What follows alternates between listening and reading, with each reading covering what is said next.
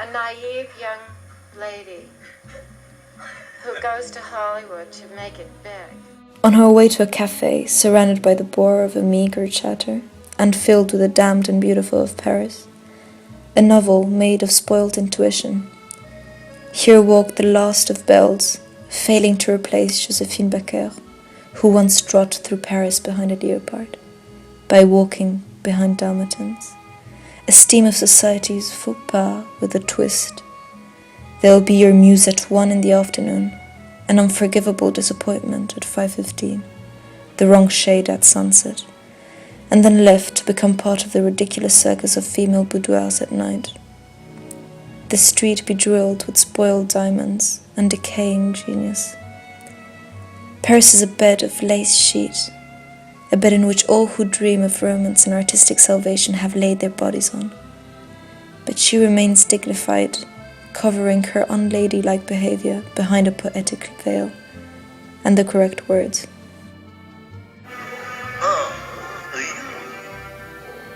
I hardly know, sir. The girl smoking a cigarette she believes will be her last, Indira. Let's call her Indira. At least until the afternoon. The women speak of her with a malice so unforgivable, it's forgiven. Men discuss of her with their aristocratic shadows fall at their feet, and say she's a symbol of constant betrayal on stiletto heels. To which she says, Ta voix, tes yeux, tes mains, tes lèvres. Mother always told her, my dear, life should be lived Christ by heart, Voltaire by lips, and Marie Antoinette by death. Are you gonna do it or you're not gonna do it? I'll do my best.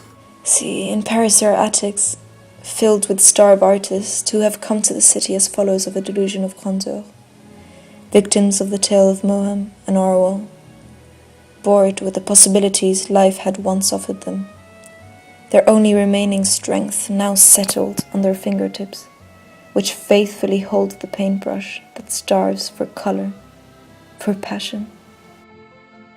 Pigeons feast on molded red and dried paint, becoming a painting in itself.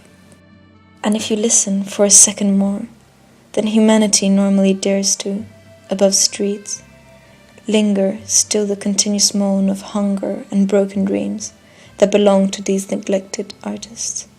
Paris awaiting their death to then steal their art. C'est quoi ça? Mothers tell their children it's only their vivid imaginations, while madames tell their lovers it belongs to the ghosts of Paris. And then at the end of the film, I'm murdered, I think. You hear the subtle jazz in Bombay's night, lazy notes played by the street musicians in farewell to his shift. It's a charcoal Indian night, so dark it's almost amethyst, the color of venom, spilling ink on the world beneath her, and defeated only by the standing lights that stab nights dark and leave it bleeding a dusty topaz light onto the heroine of this tale and her servant.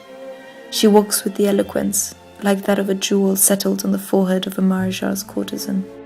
She is the toast of the night as the hands strike midnight, and all the rotten souls that play prince and kings of the gutter rise their vile bodies in stained glasses with unforgiving despise and forgiven envy. I've got the Bombay blues. Let's ride into the hazy twilight of Darjeeling and forget the world until we crave the jazz again. Useless society and those Wednesday intellectual dialogues we have with the reflection of brass mirrors. White powder on noses, dark chocolate, and the twist. How could I forget the twist? Perhaps another time to Darjeeling. I hardly think it appropriate to hold dinner soirees in Darjeeling. Those that would make Gatsby blush. Does it happen often, madam? The Bombay blues? Not at all. Every full moon I'm awfully happy. Funny dreams. The night is soon over. Will you sing for me? I promise not to listen. Her eyes remain bowed to the ground, the shadow of her lashes, now fine harp strings on her skin. Just promise me you'll never translate your songs, for they belong to God, and I do fear devotion. It comes with mankind's guilt, and guilt never quite suited me right, and I do fear devotion. It comes with mankind's guilt, and guilt never quite suited me right.